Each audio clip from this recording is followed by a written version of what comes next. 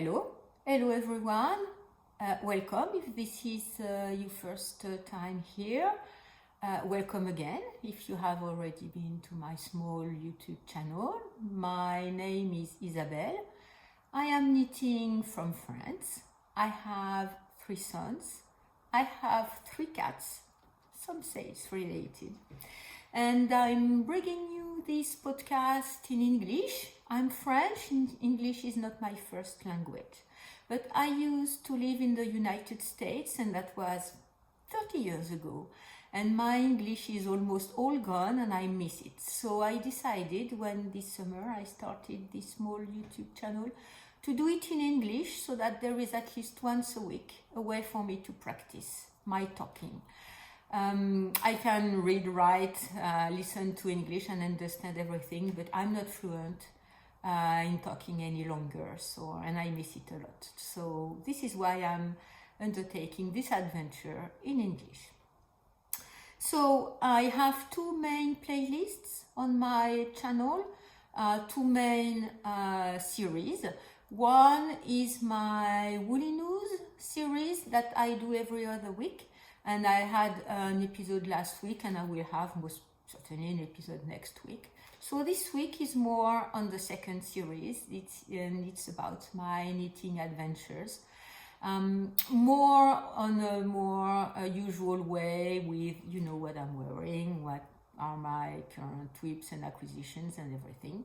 So if that sounds good to you, please stay tuned and maybe subscribe to my channel so that you get notified whenever I upload a new video. So I'm going to start with what I am wearing. This sweater I like a lot because it is quite warm and I need that for now. The name of the pattern is 60 Years. This pattern, the creator is, let me see, her name is, her name is Woolweg. This is a free pattern on Ravelry and I will link it down below. And I made it, one store, unfortunately, I made that pullover, I made that sweater a few years back. No, it was the beginning of this year. Sorry. It looks like it's been a long while. No, it was a year ago. And one store in my area a few years back, because I had this yarn in my stash, closed.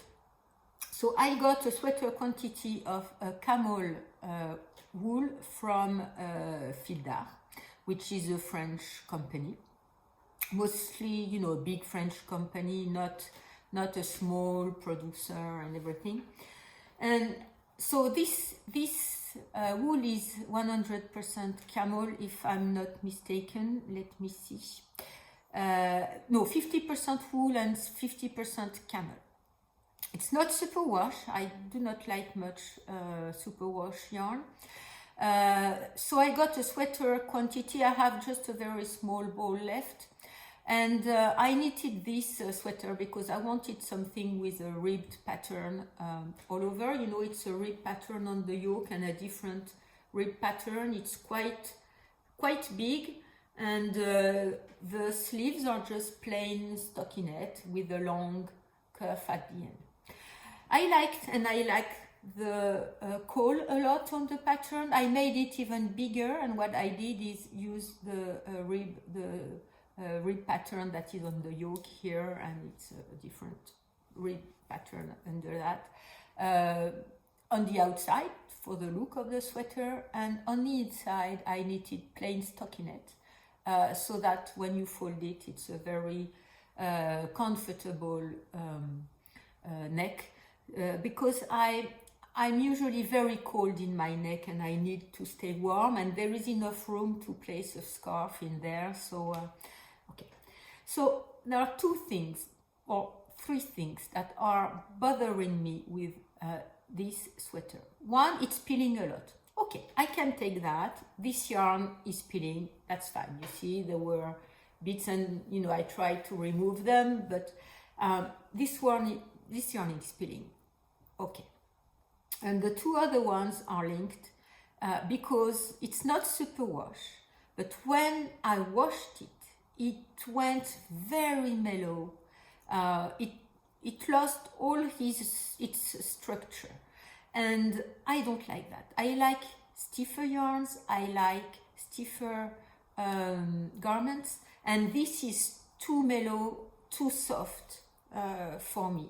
And the consequence of that is that here, so when you knit here, you have this ridge that you knit back and forth on each side to knit the shoulder part, and then you pick up the sleeves again to knit the sleeves. There is one stitch here, and the yarn being very mellow, the sweater being quite heavy, it's started to pull and stretch a lot in here, and I don't like that.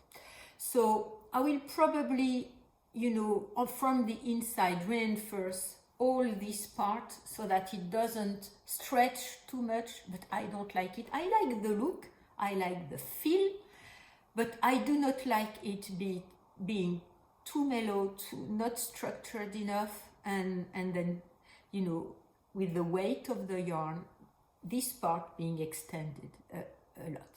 So I'm wearing mostly at home because I don't feel comfortable wearing at work. Okay, so that's what I am wearing. We're gonna go now to my work in progress. I'm struggling, honestly. I'm struggling. It's taking forever. I have undertaken, you may have, if you've been here already, you may have seen them already. I have undertaken a very, what turns out a big and long project. I'm knitting 2 scarves from my 2 sons. So I've already linked the patterns in previous podcasts, and I have it on my blog and the show notes. So I will link the project again down below. 2 scarves that are called either the Silata scarf from the Marie-Amélie Design Ensemble book, the Silata scarf, or it's if you want the pattern alone on Ravelry and not get the book, it's the Silene scarf. Anyway, I like very much this pattern. It's very nice. I'm knitting 2 at a time, so I think it's maybe why I'm struggling, because it's taking a very long time. So I've already knitted quite a lot. I've knitted maybe, I'm past halfway. So this one is for my son Theo, who wanted a clear color. I like very much the ridges of the scarf, so that will be one end, and it goes sideways as you knit. I like it very much. I like the look. I like the yarn. It is Fanti yarn. I like it very much, but it is taking a very long time. I don't see my work in progress, maybe when I take pictures, but I feel like it's taking me forever. I feel I won't be done by Christmas because my workload has increased, so I can't knit as much as I want. So here is the one for my first son, Samuel, so in gray. So, I've knitted a lot. I think that by now, if I was knitting only one at a time, I would have, completed one. We are beginning of November. I'm almost the middle of November. I'm very afraid I won't have enough time to finish them by Christmas. If I don't, I don't. Okay, so, but this is stressing me out quite a bit. So, my work is taking, I get paid for what I do, and I don't get paid to knit around. So my work has been, taking a lot of time for me recently, and I could not knit as much as I wanted to, so it stresses me out. Anyway, I'm trying to take it one bit and one row at a time and not worry too much about it, but it's a bit complicated for me right now. Anyway, so as I'm a monogamous knitter, I have placed on hold every other project I have. I have currently 2 sweaters on hold.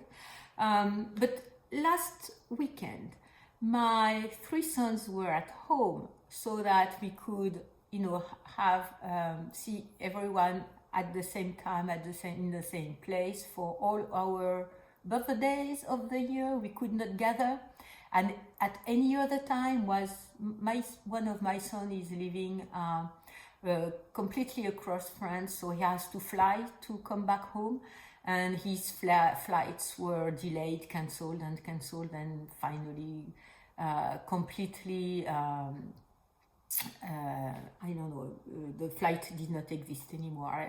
The word is escaping me. So it was delayed, and then finally the flight could not, did not happen. So it was the first time we could gather, all the 4 of us, to go to a restaurant and see each other for all our birthdays. So as my sons were at home, I could not knit, of course, on their presents.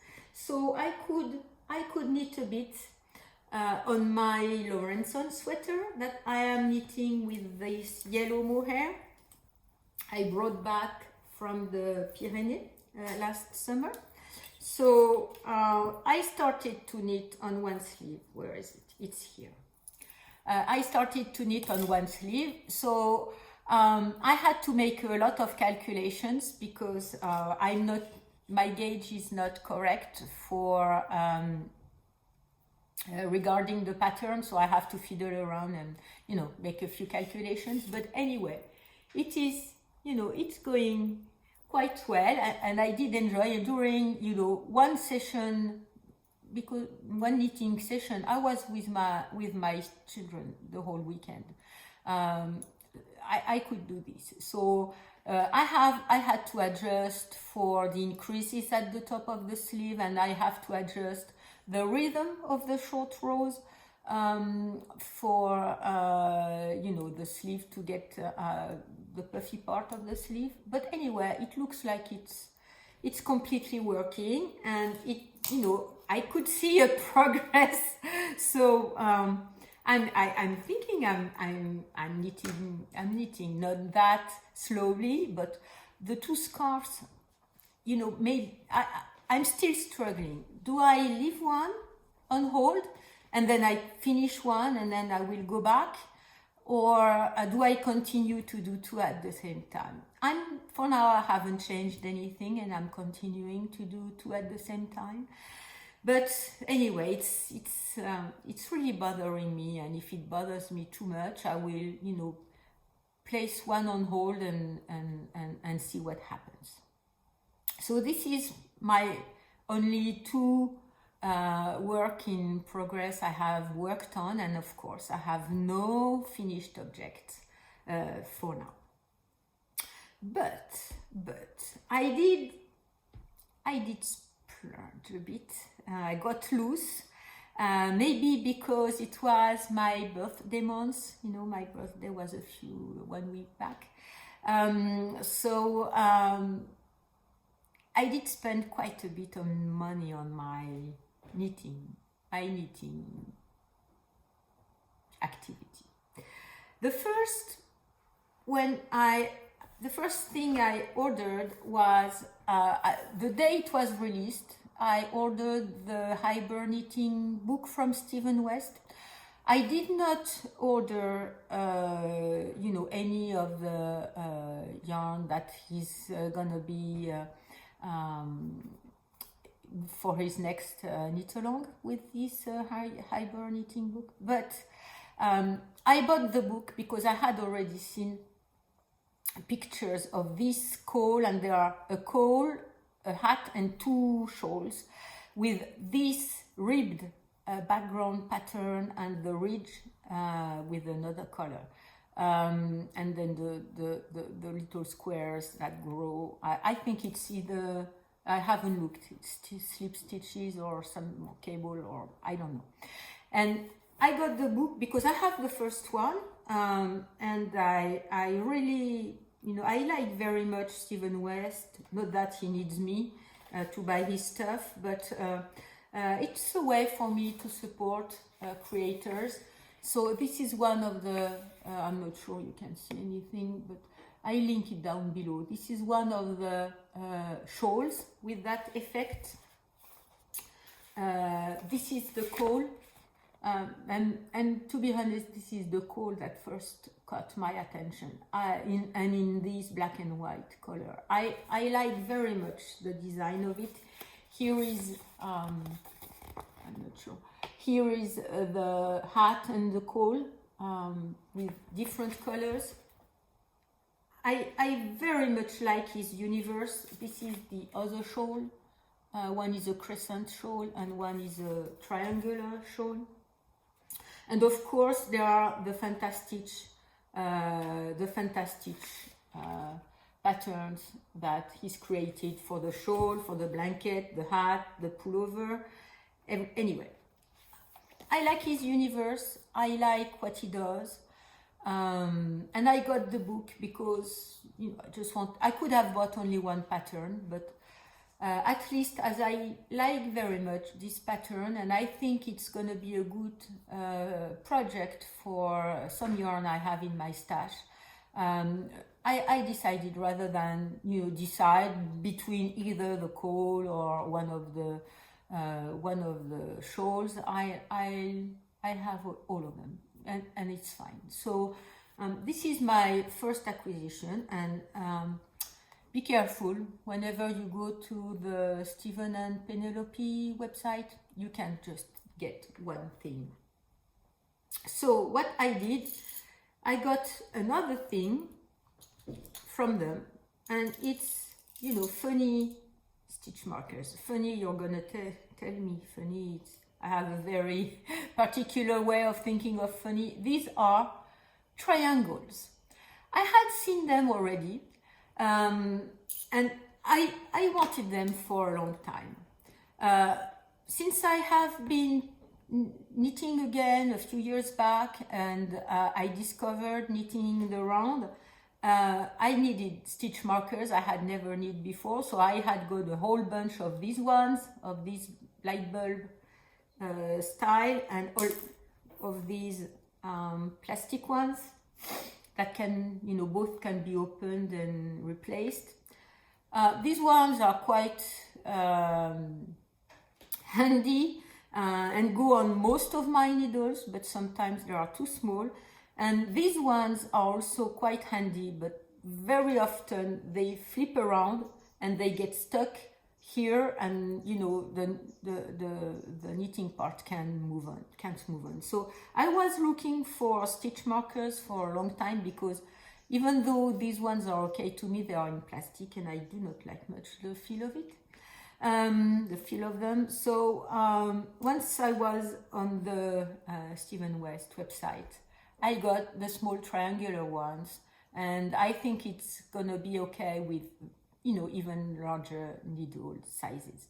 So I'm using them for now on my Silata scarf projects, because I like to place stitch markers whenever there is some kind of a repeat, whether it is color work or a stitch work, so that I can double check that I'm not making any mistakes.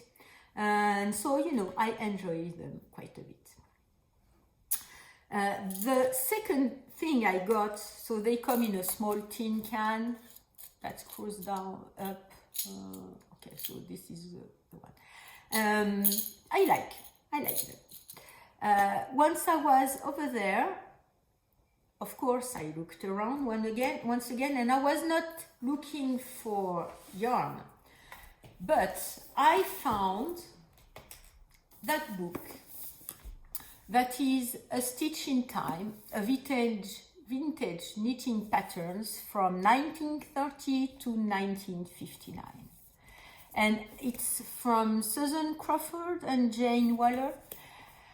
I like anything that is about knitting history. And I have to say, this picture caught my attention. I had seen the books already. I had looked for them on the famous, World Company website store. They were extremely expensive. They were over several hundreds euros. And I think maybe it's the first editions or something. Maybe this one is a second edition. Anyway, I could not get the volume, the first volume. The first volume is not on Stephen and Penelope website. Only the second volume, which is at a regular book price. And when you look on the World Company's websites, you find both of them, but several hundred euros.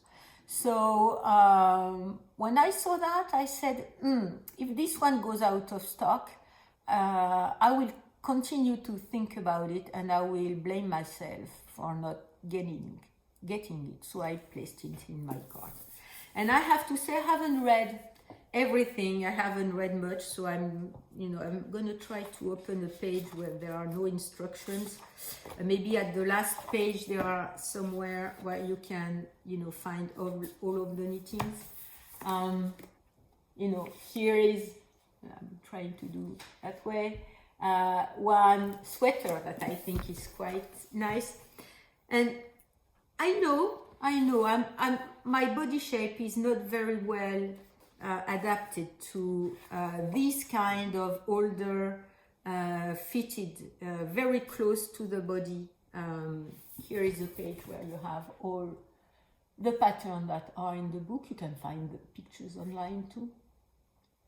And but there are some accessories. There are a couple scarves and shawls, a few hats, a few sweaters that are less fitted and that I can, make for myself. But even though I do not need anything from it, I like the feel of the pages. I like the smell of the book. I like the smell of the pages. And, in this book, the pages feel like old pages. I like that very much, and I do enjoy to have it around and browse through and daydream about, my future projects or gather ideas and have some reading about knitting history and yarn and fiber history. I like that very much. So I enjoy this book very much. So that was my order from Stephen and Penelope. At some point, I do not recall, I think I ordered it before, but it took a very long time to get to me. I saw a picture, I think it was on Instagram, about the Twisted Stitch source book by Noragon. And this picture caught my eye. It's the right color for me, blue is my black. This pattern is very appealing, and I wanted to have, one book from Noragon. This is my first one. I have no other one. So you have all different stitch patterns. I can't show you because, the charts are just under every stitch patterns, and you have a few projects you can knit on. And of course there is that extremely beautiful sweater, but for example, you have some other kind of sweaters such as this one, and I think these shapes are more recent, more common for now, and will fit me much better than the other one. And I think I will have, I will need some of these pattern from this book for myself. This one, I'm sure it's not on the right page, so you would see all the instructions, but there are a few ones that are very, very interesting. I'm not sure there is a list of all pictures of all the patterns, and I do not know if I can show you this one that I think is also extremely beautiful. I don't know if I can, do that. It's not very practical, but anyway, you know, this one is incredible. It's on the back of the book. I could do that. It's on the back of the book. This is a book for daydreaming too. This is also a book for me to find patterns that I will be knitting at some point, I'm sure. Okay, so this is not the only things I've got, and I will, you know, pause here because I forgot to take the yarn I got. So I'll be back in 1 second for you. So okay, I'm back. Sorry, I forgot to bring with me one of the things. I'm subscribed to Holst Garn mailing list and social accounts, and I think I saw also the information on several people social accounts. I think it was Amy Palco who said in her Instagram, but I had already got the news, and when I saw her, I said, okay, if it's going everywhere, I need to go see Holst Garn and get what I want. Holst Garn is having a sale. These yarns are already quite affordable, so I do not need a sale to buy some yarn from them, but I had never got any. And I have been very interested into the super soft range that they have. Everyone is raving about it. So I looked around and I found this Breeze colorway. So this one Holst Garn, and it's the Breeze colorway. That was flagged as that probably be discontinued. So I got a sweater quantity for from this one, and I like very much this color. It's a bit brighter for me. It's a brighter blue than what I'm used to, but I think it's gonna make... Oh, my baby cat is coming back home. I've left the window open. It's sunny today. Yes. And I think I will make a Kuta pullover from Sari Norland. I like very much what the work she does with her yokes. So, and I like the Kuta pullover a lot. It's been in my queue for a very long time. So I got the Breeze colorway to knit that pullover. And when I was on the Holst Garn website, I looked around a bit further on the super soft range. I had already in mind the Donkey colorway, so I got a few balls also of the Donkey. Donkey is a gray. I think with the light you see it much more yellow than it is, but it's a gray with tonal inside, you know, parts that are a bit lighter. I don't like to knit too dark colors because I don't see very well any longer. I'm quite old, and knitting with dark yarn is a bit difficult. But I really want to have a very casual sweater of a very casual colorway that will go about with everything, and that will be a bit thinner than what these ones. So this is why I got the Donkey colorway. And as I was looking around, I got also the Scott Pine colorway. This one is more of a brown. Donkey is more of a gray. You can see the difference. And Scott Pine is more of a yellow-brown. The yellow and green colors in here are quite true to color. A bit too yellow, I think. I think it's the light and the camera.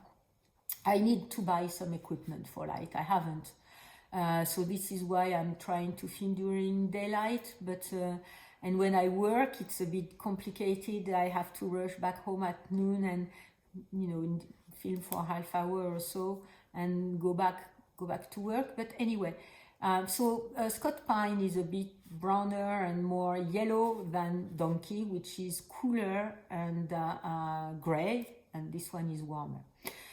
So I'm not sure if I'm gonna knit with some kind of colorway or if these are gonna be plain sweaters, but or combined with other yarns. But anyway, I'm gonna be trying the super soft yarn range, and I'm very, very excited about that once all of my current projects are finished, of course. Then, and it's extremely funny because I started to look around for the knitting Barber cords that I found in a shop, web shop in Berlin, which is called, I think it's my local yarn shop, maybe. They are in Berlin. No, they are in Hamburg. Sorry, it's here. They are in Hamburg. And so I looked everywhere with our preferred search engine, world company search engine, and I could not find anywhere to buy the cords in France. So Mr. Search Engine found this site in Germany where I could order them, and I did. And it's extremely funny because at this occasion I've met online Lisa. Lisa is from Ensu On. She has a knitting podcast. She's from Canada, and I think she's living for now in Spain. And I will link her channel down below. And I think we have a lot of in common because in her last podcast, I think, she talked about the knitting Barber cords that are small tubes of silicone that you can stick in your needles. And when I knit a sweater, I try it on a lot. Every few rows sometimes when I'm increasing, decreasing, or doing some kind of shaping. I usually try it on a very large number of times. So when I do that, I have interchangeable needle sets. So I place an additional cable, but it's really a pain. So I'm very impatient to try these on, and of course I got it in blue. If my memory serves me correctly, she got it in yellow. And it's very funny because I think we have a lot of in common, and we did order from the same yarn shop about at the same time the same object. Anyway, she told me in the comments of either one of my videos or one of hers that she had asked the knitting Barber, which is in Finland, if I remember correctly, if they were, selling in somewhere in France or in Spain, and they are not. So the MyList website is where you can get them if you are located in Europe. And once I was there, of course, I bought a few other things. I bought the coconut blockers, that stitch stoppers that I had heard a lot of people talk about. And I have to say, I like them very, very much. Because you see, you can stick them on top of your needles. They fit very well, and I'm not at all worrying about losing my stitches. I forgot to take them with me, these little cones, plastic cones, that you can stick on the tip of the needles. But I had a few accidents with these. They popped out and I lost a lot of my stitches. And these stitch stoppers, come in earth tone colors. There are a lot of different sizes from the biggest to the smallest. There is even that itsy bitsy smaller one. Anyway, I do encourage you to try them on. They work very well, and I think it's a package, cardboard package, and I think they do work quite well. And once I was there, I got a few more stitch markers from Coconuts. I had also, heard about them, but I don't need them. But anyway, I got them. And these are jumbo stitch markers because, very big ones.